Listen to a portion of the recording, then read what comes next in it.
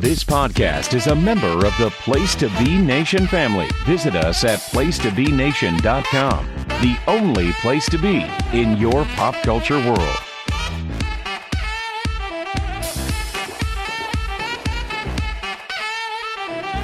Welcome to the NBA Team Podcast. I am one of your co-hosts, Andrew Riche, on this very merry week and season and time of year. Adam, are you ready for the Christmas cheer? Because we do have a Christmas-themed episode.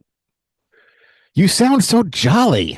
I do. You sound jolly. I sound like a parent who's overcompensating. Yes. You sound just like a they government employee just trying to fill out the last forms before his day off. Like Christmas, Merry Christmas. Christmas this year holidays. Is I mean, have you ever thought about what day of the week Christmas is and how it factors into like your biological clock?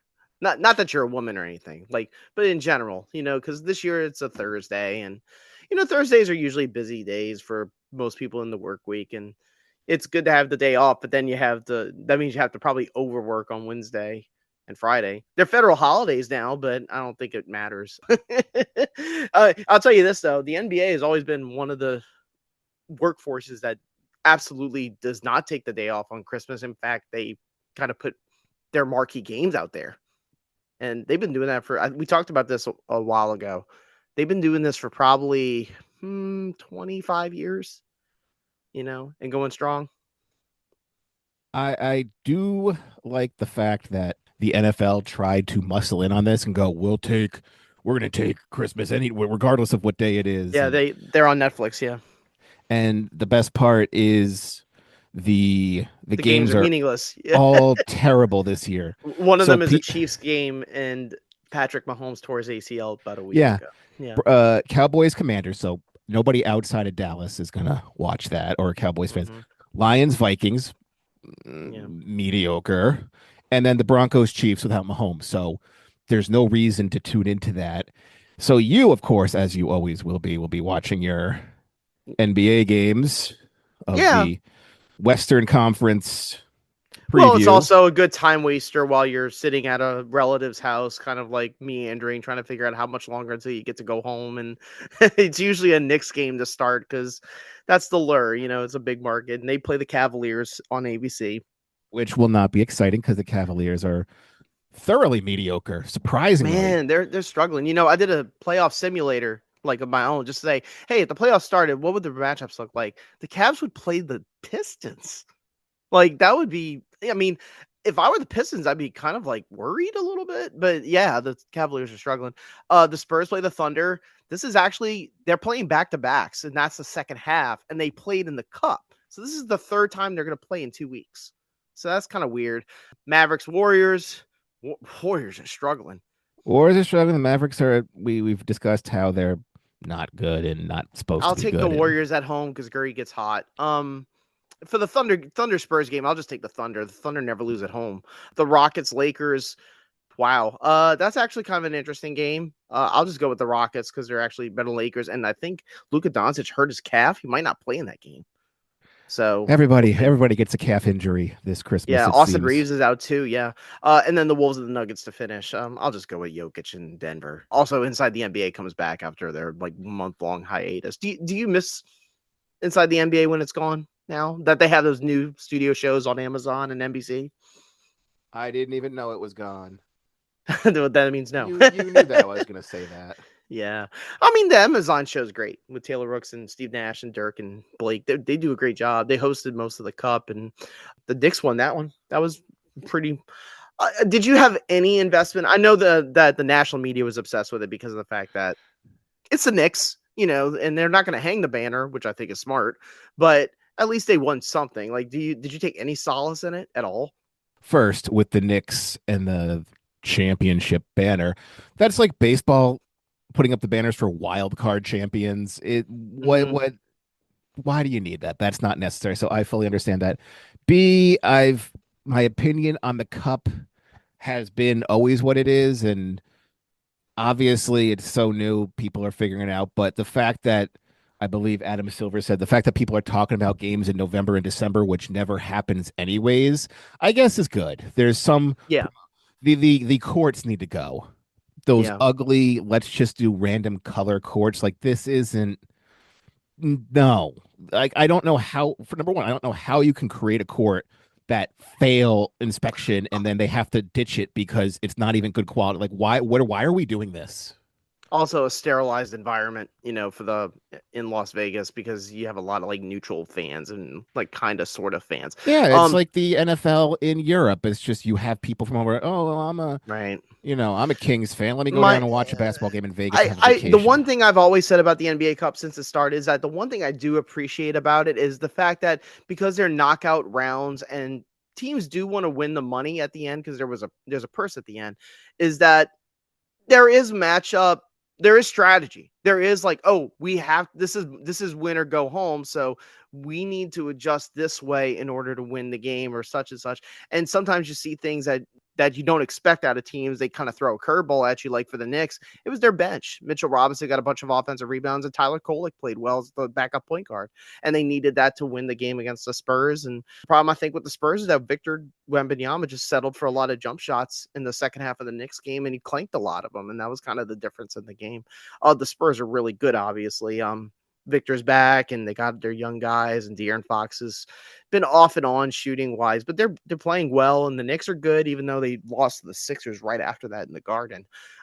Yeah, we're going to see both of those teams on Christmas Day, along with all the other, I would say, major teams. I think if I had to guess, I would say every team that you see on Christmas Day will probably be in the playoffs.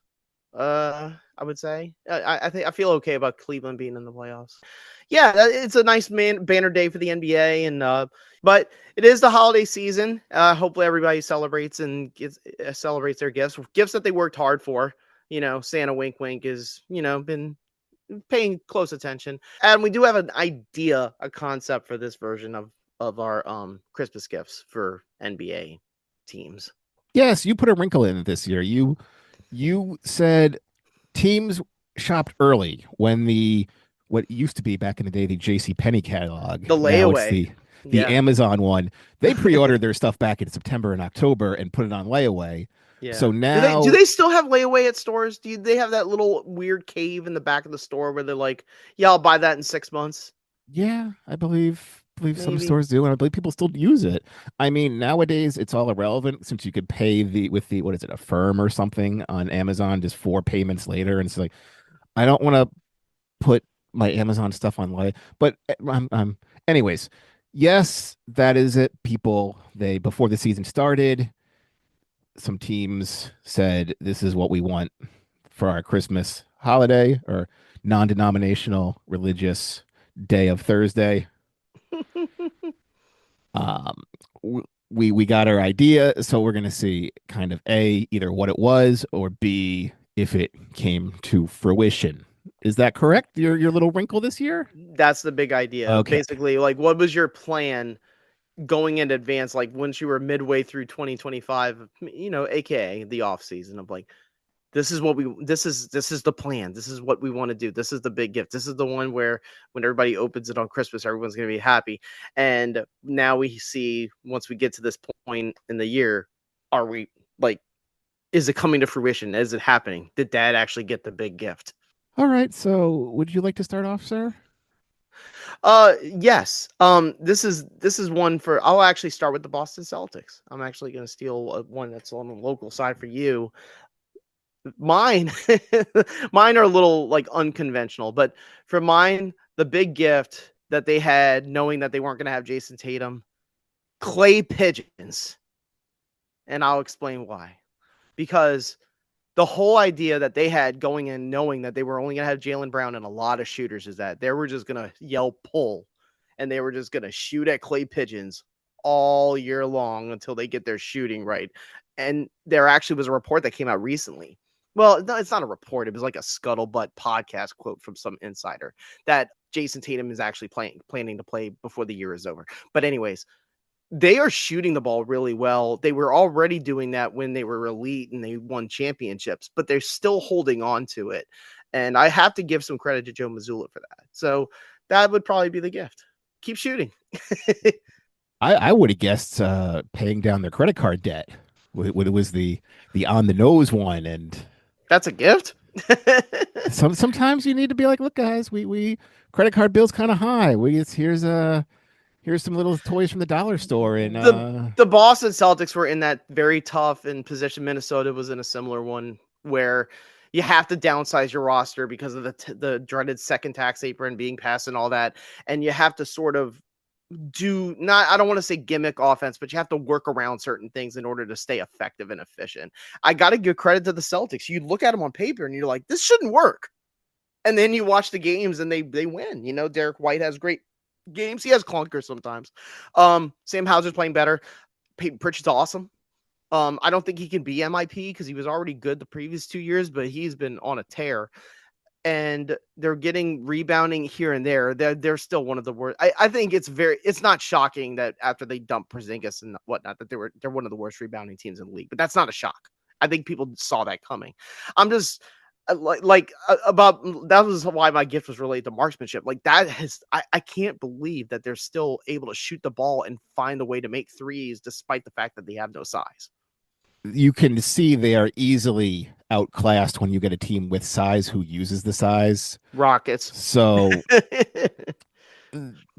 shooting, they can only shoot their way into games for so long until it starts to fall apart and there's no rebounding or size to back it up.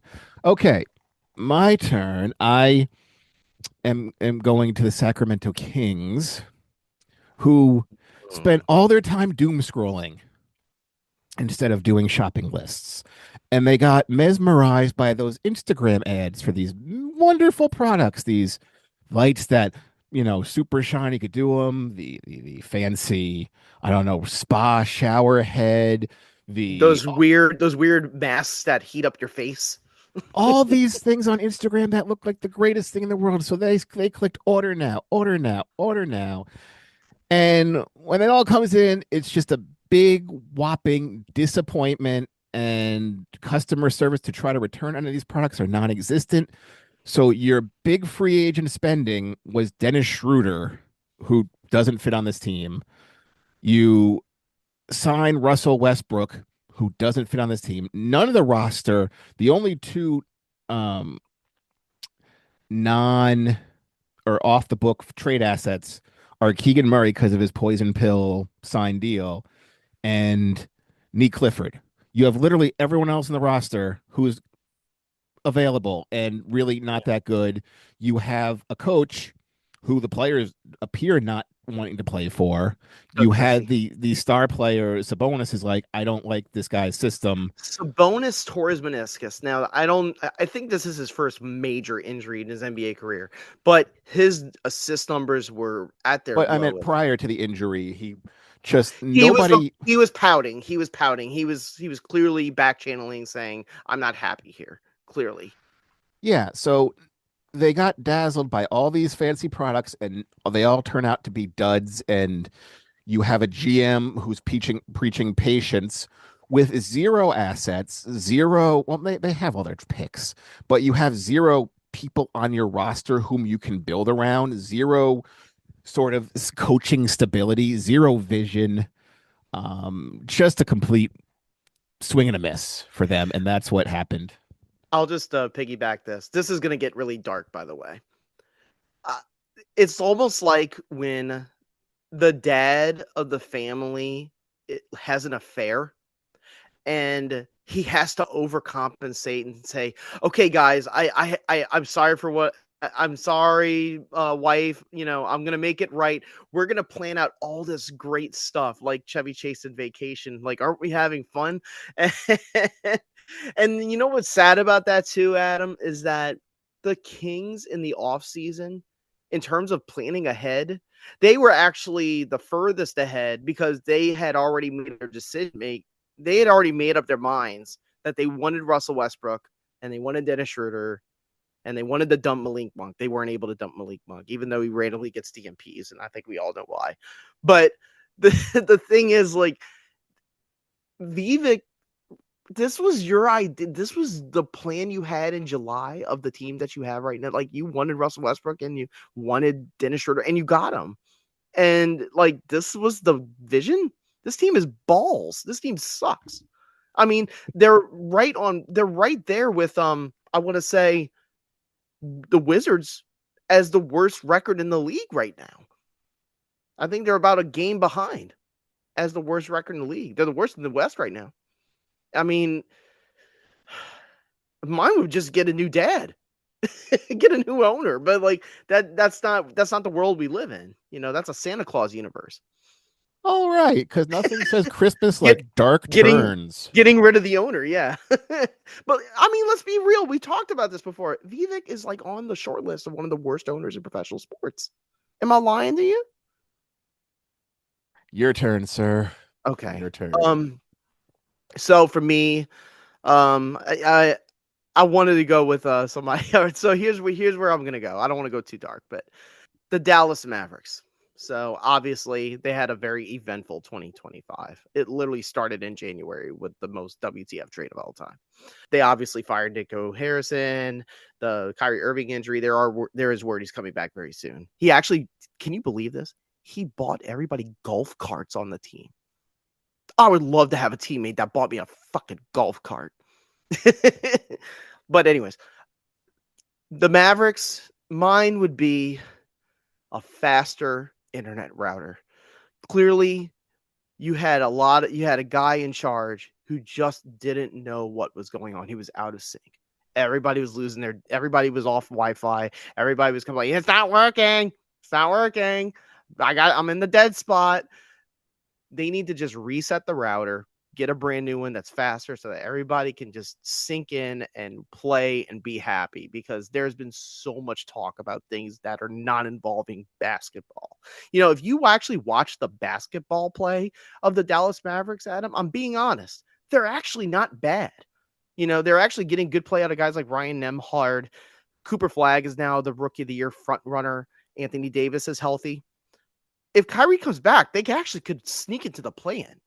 They're not a bad team. They need a reconfiguration. That's all they need. Well, basically what they did is they bought that router and they plugged it in the wrong way. Right. I know we got Cooper Fleck. Let's put him at a point guard. What? Now they no. Now they put him at the 4. Yeah. 4. Yeah. How about let's unplug the router. Let's plug it in the way we should. Oh, yeah. Okay. There we go. And yeah, Nico's. Well, remember, there's a router and there's a modem. Like, if you have the modem off, but you turn on the router, then you turn on the modem. Like, you got to make sure it's all in the right direction. You got to make sure it's all configured the right way. I'm not saying dump the pieces. I'm not saying trade AD. That is another chatty thing going on in the NBA circles that I don't think is going to happen. But I'm not saying dump players. I'm saying just move them around. Try to figure out something else. And to his credit, Jason Kidd has taken I will tinker with the lineup. I will find stuff that works. I am trying, as opposed to other, coaches who are just and the truth is, and I said, these were long-term gifts. They probably should have fired Nico in the summer. I'm being honest. Even once they missed the plan, you lost on the trade. You should have just fired him there. Well, I think it was we got Cooper, and then once he comes in and dazzles, it'll quiet down. But the fact that it didn't quiet down and became, as we had said in our episode, became a distraction for the players who are like, I don't want to play at home because of that guy and the negative attention he brings. They started getting really, really toxic. Yes. Yeah, that's what there's no going back from that. All right, moving on. Another team who went doom scrolling. And they fell into the AI conspiracy theory videos, I want to say. Oh, the deep fakes. Not the deep fakes, just not the deep fakes of people pretending to be other things and whatnot. It's did you know that, the ancient aliens and this, this wasn't supposed to be here and Atlantis is really here. You had the LA Clippers who watched many documentaries on the Fountain of Youth and Ponce de Leon and the Lost City of Gold and said, let's double down and trying to find the tree of life. Yes. And you bring in people, but your mindset wasn't there. But you're like, look, guys, here's the Lost City of Gold and here's the Fountain of Youth, and we're gonna all do it. And none of it worked. And you had the Chris Paul thing where, again, I believe we discussed it, and just We talked about it they on the last show. weren't What a weird situation. they weren't buying his criticism, and they said, please stop criticizing, but he couldn't turn it off. When you gave your franchise to Kawhi and that whole, his his personality and reputation preceded him prior to LA. So they knew what they're getting into. They just gave him the keys and go, okay, we're fine with you running the ship, and this is where the ship has gone. And you have Tyronn Lue, as we said, very good coach, excellent, very A great X's mastermind. and O's coach, but this has been Yes. a tough year for him personally and professionally. And then you have all this stuff, but they're like, it's okay, guys. We got the Fountain of Youth. We're good. And then everybody just crumbled, and they, flip Norman Powell, who apparently found the Fountain of Youth in Miami and is having just this awesome season again Mm-hmm. with that strange. I'm not know. Well, maybe we'll mention Miami later, but that's what I got. We got another team sucked into internet videos. The thing about the Clippers, mine was more themed in the idea of like getting something to replace something, and it's because I feel like, to piggyback what you're saying, they've been in this mindset since they acquired Kawhi and then Paul George in 2019 with a trade that's still dooming them to this day. That these are the pillars with veterans to get there. Like, this is like, we can put a nucleus around this core, and even though George is gone and they got nothing in return for George because he left in free agency, they still had Kawhi. And Kawhi did show in the playoffs last year. When he's healthy, he's great. Obviously there's been a lot of, scandal around the fact that he's basically on a pay for play deal. Presumably, there's rumors of the punishment that it's going to come down in January or February, but nobody knows the truth. But mine was more themed of, it's almost like the washing machine that you have and it doesn't work, but the dad knows how to smack it just right so that it starts working again. He just has this sense of denial of like, it's going to work. I promise. Just let me do it. It's going to work. At some point, Adam, you just got to get a new washing machine or a pressure washer. Like, just clean all the dirt off of your asphalt. It's like, and I feel like for the Clippers, for the Dallas Mavericks, I'm saying caution. Don't blow it up yet. I think for the Clippers, we're really, really close. You look Because at if their you trade books, Kawhi, it's over. You have to just start but fresh. all these salaries end in 2 years, so you don't have this dreaded 4 year Kawhi But you don't let's want say. you don't want to flip them for young assets. You don't want to flip Harden for a I'm young just asset. saying, you're not like Philly, who luckily found these backcourt superstars, but you Yeah. have 3 years of Paul George and what, 3 4 years of Embiid left with their albatross salaries. Yeah. So Yeah. the fact that the Clippers had the wherewithal to be like, you know what, we want everybody on the books for 2 years, and we're going to have a clean slate in 2 years, regardless of how it is. So that's the only upside of this. All right, who do we have next, sir? I'll go with the Oklahoma City Thunder. And theirs was simple because they're young. When you're young, you're impressionable. You don't need anything extravagant. You need something that you just always wanted. They got what they wanted. You know what they wanted? A letter jacket. They wanted to be able to walk around school and say, I'm big shit. And that's basically what they've been able to do to start this season as the champions, even though they're still young, they're still athletic, they're still deep. They still have the best record in the league. I do not think anyone's going to catch up to them. I know they dropped a couple in the last week, but they're the best. And now they're at a point where they know they're the best. Now, are they going to get to the point like the 2016 Warriors where they get a little big-headed and they run out of gas? That's another story. But they got the one thing that they wanted, coolness. I don't know if the viewers think that they're cool. There's a lot of people that complain about their style of play and how they're physical. Chris Finch almost had a conniption fit, getting a technical foul thrown out the game because he thought that Anthony Edwards got hit. But yeah, like the Thunder, everybody's copying them basically. Okay. Yeah. Did you have one for the Thunder? Any ideas? No, the Thunder was just, and we're probably going to get into a discussion and maybe just have a full episodic discussion on this. But the reason they're good is because their draft picks have paid off, so they're able to. And the They don't scary have. part, Adam, they have more. They have more draft picks coming. But when you have a team like, let's just say, I don't know, let's go Milwaukee a while back when they had the eighth pick and spent it on Joel Alexander.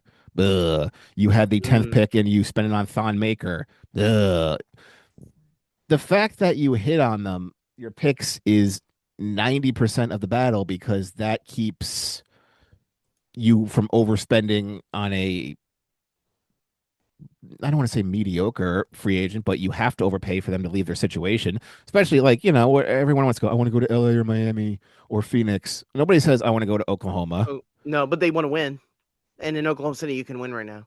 That's the thing. That's the lure. Then everybody would be demanding trades to Oklahoma City. Nobody, but all you hear again is I want to go to Miami or New York or LA. They're also a buyout candidate because I believe they were under the apron. I might be wrong about that. I might have to look it up again. But, I believe, yeah, but with the max deals coming next year, they are the most expensive team in the league in 26, 27, and it's not even close. They have to shed people. They're gonna have to probably cut Hartenstein and Dort. So, or negotiate new deals. We'll see. They have that aura, as you know, a lot of people are using that word now, aura, where they just walk around and they know that they're the big kid in school. Kid at last. Will somebody smack you in the hallway and all of a sudden you lose your coolness like Jake Paul against Anthony Joshua? We'll see. But they're mortal. They're mortal. They lost to the Wolves. They lost to the Spurs in the Cup. They're not perfect, but they're close. Okay. I don't really have the wording for this one, so this one you might have to help me out. Okay. But Golden State got enamored with the prize of Jimmy Butler, the big shiny toy from however many years ago. We can fix them. It's still the greatest toy of 5 years ago, but you know what? We're gonna make it cool again. Mm-hmm. And by hyper focusing on that one super trendy toy, I'll say the Furby. Remember the Furby? How everybody had to have it. Yep. Yeah, that's it. The new one is called a Labubu. So, anyways, they were so focused, like, we're going to get this one great thing. You have this toy in the corner called Jonathan Kuminga. Well, we don't know. That toy is in the attic, Adam. It's not even under the tree. It's in the attic. Well, we don't know that there's some assembly required to that. We don't feel like reading the manual. But this toy is already it's shiny and it's gonna be awesome and everything's gonna be great and him and our star players are gonna love each other. But you got this toy right here, you don't know what to do, and because you don't want to assemble this toy, you had all the free agents go by. Well, we're going to get these 4 free agents, and we're just going to have them being a holding pattern.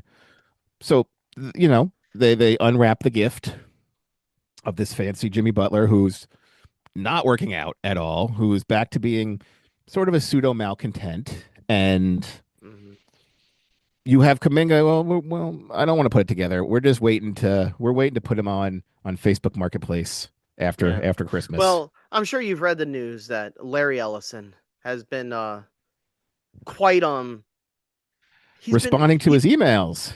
There's no secretary or Joe Lacob, Peter I don't know. I think the Ellisons run it. I don't know. There are like 5 owners there. Peter Gruber from Hollywood's one of them. Whatever. Anyways, the Ellisons have been kind of busy trying to spend money on other things, entertainment related that don't involve the Warriors. And remember, they had to pay the most expensive tax bill in the league for about 3 years straight.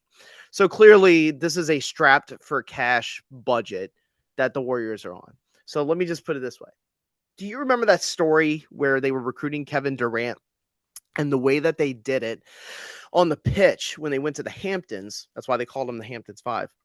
Was that they gave him a VR machine and they did like a simulation of what it would be like if he played on the Warriors. Do you remember this? No, but go on. That's all. Since they couldn't buy a new gift, what they did is they dusted off the VR machine, and they just keep going there in the offseason. They're like, man, what if we just imagine that Jimmy Butler and Steph Curry and John Kuminga or whatever we could get in exchange for John Kuminga because we can trade him as an RFA. Like, what can we get in return? This is the dream. The dream is a nightmare. It's a nightmare because they put Jonathan Kuminga in restricted free agency jail. They had no intention of playing him if he re-signed, which he did. And they have not been able to flip him as an asset. Now, they still have value there for Kuminga. Like, there are teams that do covet Kuminga. They just don't want what the Warriors were asking for in the summer. That's going to change when we get to mid-January. I think that's going to be to a point where they're going to have to trade Kuminga. And they're going to get something in return. What they will get, I don't know. But they're a horrible rebounding team. They're a really poor three-point shooting team outside of Steph Curry, including his brother Seth Curry, who can't shoot anymore. So that they have a lot of inherent problems. Butler is mouthing off a lot. But yeah, it's just this whole idea of like they keep going to the same Steve Kerr-led bring joy to the game like idea of like this is the dream, like this is what's gonna work. And I just think Steve Kerr has lost it. I think it's to a point where we just need to like call it quits. All right, what do you got next? The Detroit Pistons, who's I talked about the Thunder who were first in the West. I'll also talk about the Pistons who were first in the East. Not by a wide margin. The Knicks are right behind them, but they've had the best record for quite a while. Had a long winning streak in November. Mine is that in the offseason, they bought about a year's worth of diesel fuel. And what they did is they spent and they kept improving on their nice big ass truck so they could rev up, so they could go, doing donuts and having all the kinds of fun that they can have in a big rig like that. Here's the thing, though. How much of that fuel did they buy enough fuel to keep going all the way to the playoffs? Because they're front running right now. And Cleveland did this last year because when you win, Adam, and you haven't won in a while and you're not a dominant team for a while and you start dominating, it's fun. It's like a drug. Like you want to, oh man, I can't wait to blow out the Charlotte Hornets again. So like when you're on these winning streaks, it's almost scintillating, and the fans love it, and everybody goes to the games, and you get this fever. But it's January. What happens when we get to April and May, and you start running out of gas because you're sputtering because everybody's seen your playbook, and you've shown all your best plays, and and all of your key players have hit their high points and peaked early in the year. Okay. So just how much extra diesel do they have for that new truck? That's really where I'm going. I mean, do you think the Pistons as a 1 seed is feasible? Like, do you think they can just go ramrod all the way through the East? I doubt that. Probably not. New York will probably. Now, Cade and Jalen are playing awesome. Awesome, man. Like, they're the best two-man. Other than, I mean, is there a better two-man team than them? Maybe Reeves and Luka or am I missing one that like a really obvious two-man team that's better? Shea and Jalen? Well, Jalen's been out, so Yeah, a lot. He's back now. Well, Brunson and Towns. My fear for my whole thing about the gift that they gave themselves or they planned for is just like, do they have enough juice in that tank? That's really what it's about. The Cavaliers didn't. Man, I don't know what's wrong with the Cavaliers. The Cavaliers just said we don't need to get anything for Christmas. We got ourselves Christmas gifts a couple years ago. We're just gonna ride off that. And you know what they need? They are a classic car, but what they should have invested in is those big heavy duty bumpers so that if you get hit, you don't damage like the fragile so shock absorbers. Shock absorbers, because like you don't want to damage the good stuff, but if you smack on the bumpers, that's okay. Like if you ding this, that's okay, but you don't want dents here and there because your bumpers they're not tough enough, Adam. They're not tough enough, and I think everybody has said that about the Cavs. And Mitchell is starting to mouth off a bit. I don't like his rebounding numbers lately. It seems like he's just going for shots. Darius Garland and him don't seem to be on the same page again. It just seems odd. There's just and Evan Mobley's hurt. It's just it's a funky, tense situation right now in Cleveland. They're a really good team. They're just not on the same page. All right. And I know it's early, and I know this negates the previous statements I've made about drafting and the ability to draft. I got two teams who they went in on gifts together. They said, let's pool our resources. Let's go and let's team up on this since we know we're both going to be bad.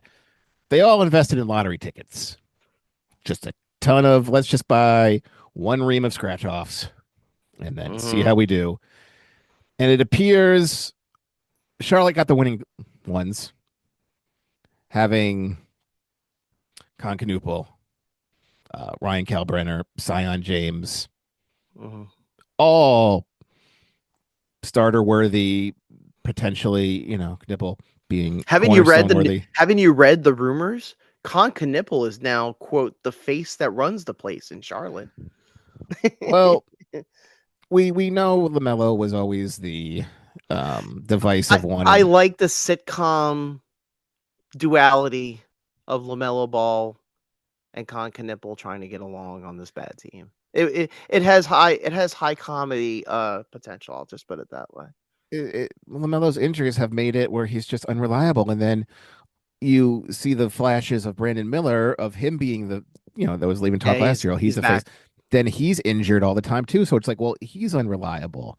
But with Knipple, they seem to have something, and then Kalbrenner coming in as a starting center and Sion James, high picks.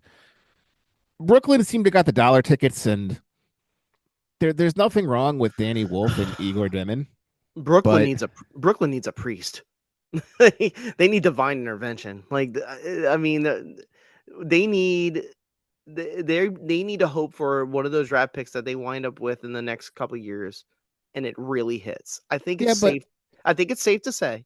Demon we knew would take a while with his size. Here's what I'm going to say though.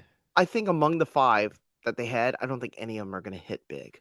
I'm just being honest. You like Danny Wolf, and Danny Wolf, he started off solid, the year injured. And Noah Clowney is coming around, even though him and Nick Claxton hate each other. Clowney he's on year 3, I believe, now. Yeah, he is. So, but I mean, this year they stocked up on lottery tickets, and it's too early to predict if any of them are going to, turn out to, but they just low returns on this. The Jazz's investment was easy for their Christmas plan.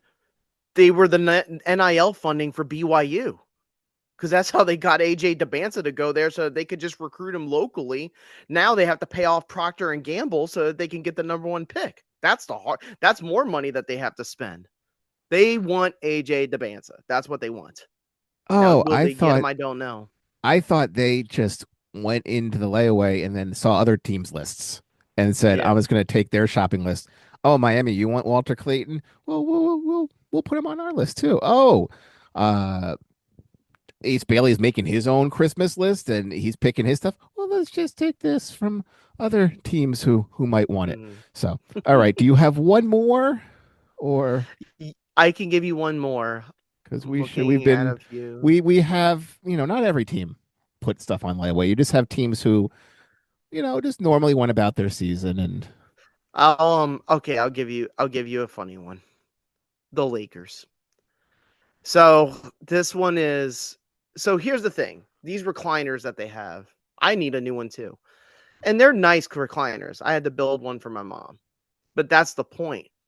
They don't just come in pre-made right off of Rooms to Go and they just walk it into your door. Unless you have a really fucking big door. You got to build it in the room.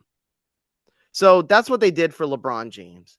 They gave him a nice, comfy recliner, but like most old heads like LeBron James, he's a DIY guy. So they're like, "Hey LeBron, here's a new recliner. But if you want to look, Austin Reeves can come in the room and help you build it, but we'll just leave you in the room and you can just make a man cave out of this.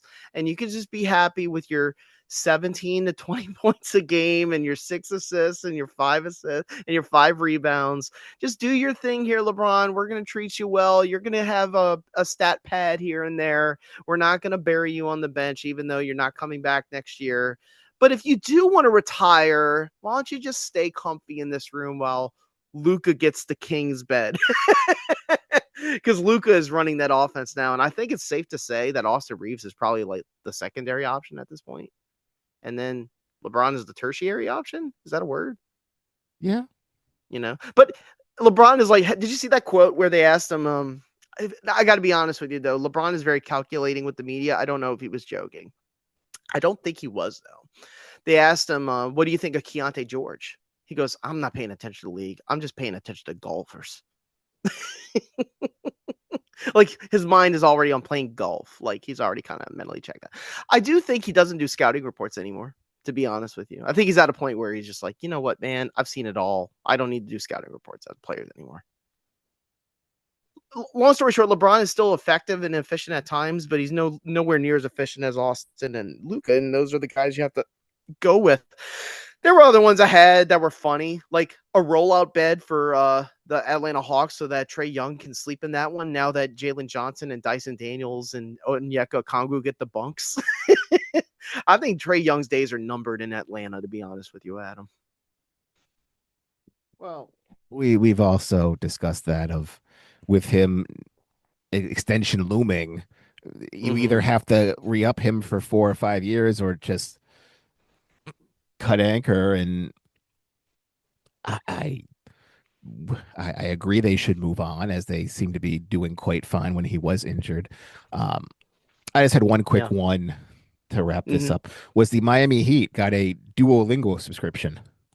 Okay, what's Duolingo? Because Duolingo is to learn a different foreign language. Okay.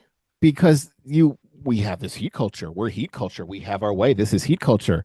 All of a sudden this year, let's try something different. I want to learn Italian. All of a sudden, now they have this completely different offense that confuses everybody, and it's fast paced and it's fun, and this is like a whole new secret identity for them. It's like when your dad discovers AI, but the dad is really good at it once he discovers it. Like most dads are like, what the fuck is this? But there are some, they're like, wow, I can be really productive with this. And that's what Eric Spoelstra did with the offense. He's like, oh, I can open up the offense by not doing ball screens anymore. Like, and then all of a sudden they just like look great. A new toolkit for dad for the Denver Nuggets. You got a little bit more of a bench. They have a ton of injuries right now. But now that they have role players in Denver, Jokic can just kind of go to work anytime he wants. He's still in the lead for MVP along with Shea, and he's still putting up incredible numbers. But I do think they're more equipped, pun intended, to actually go further. And then for the Knicks, the Knicks was kind of depressing when I thought about it. They booked the bar exam. Now, you can book the law exam like months in advance. I think the Knicks know this is the year, Adam. I think they know. They have to be, because they're priced like next in. year. Like next year is not the year. Last year was close. Last year they got closer, but they still lost in the conference line. This is it. This, in the words of Michael Jackson, this is it. Like, this is the year to do it. Now, will they lose to the Thunder? If they had to play, probably right now. But this is the year. All you need to do is make it. But with the layaway rules and the way financing works and interest rates, and just like the bar exam, winning a championship is really, really hard. It's hard one. You have Cleveland and Minnesota and New York all priced in, and you can only be priced in for so long before you have to jump out real quick. And you're picking your spots, and this is what they're doing. So, all right. Fun stuff. Do you think we'll have a happy Greek family on Christmas in Milwaukee? Well, they'll all be at home because they're not on Christmas Day playing. So, but they'll all be Milwaukee. But they're all going to have Milwaukee Buck paychecks, right? Yeah, but again, they're used to playing, and so this is a rare. I think the problem with Giannis and all that chatter is that the real destinations that they can do for assets, there's not that many. There are a couple, but it's not as many as people think. Who knows?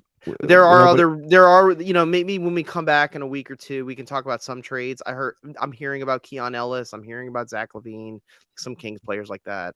I mean, is there any other players you've heard about where they might get dumped? Let's just ride off into the new year. Let's, let me wish you a merry non-denominational winter solstice. I hope you have a Merry Christmas and a happy holiday and a happy New Year. Happy new calendar day coming at the end of this month. Is everybody happy? Universal purchase a new calendar. Well, not the Chinese and those calendars, but happy new calendar day. We do have a rare NBA equinox on the 23rd, meaning this coming Tuesday. 28 teams play. This is rare. It only happens maybe 5 times the whole year, so that'll be fun. 14 games.